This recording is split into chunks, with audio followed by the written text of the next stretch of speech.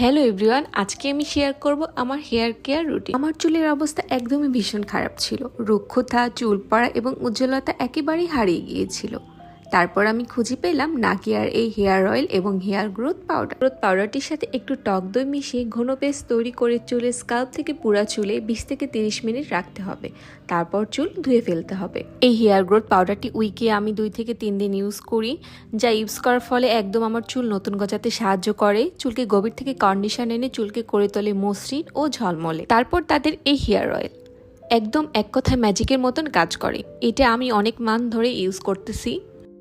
এই হেয়ার অয়েলটি আমি সপ্তাহে 2 থেকে 3 দিন ইউজ করি, যা আমার চুলের স্কাল্পকে পুষ্টি দেয় এবং চুলকে করে তোলে সিল্কি এবং স্মুথ। হেয়ার অয়েলটি মাথার স্কাল্প সহ চুলে ম্যাসাজ করতে হবে। তারপর শ্যাম্পু দিয়ে ওয়াশ করার পর চুল একদম স্মুথ, ম্যানেজেবল এবং আগের থেকে অনেক বেশি স্ট্রঙ্গার এবং হেলদি। আর খেয়াল করলে দেখতে পারবেন নতুন করে সামনে বেবি ইয়ার হচ্ছে। আমার মতন সুন্দর হেয়ার চাইলে তাহলে অবশ্যই নাকিয়ার এই হেয়ার গ্রোথ পাউডার এবং হেয়ার অয়েল ইউজ করতে পারে।